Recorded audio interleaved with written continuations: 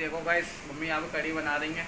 हाँ, आज हम बना रहे हैं खाने में कड़ी, चावल, रोटी। चावल भी बनाया? चावल बनाएंगे। ये हमारी रोटी बन गई है यहाँ पे।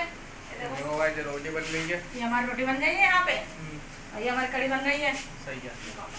ये वो गाइस कड़ी, ये हमारी कड़ी बन रही है। यहाँ पे घुमा देंगे अभी गोल गोल।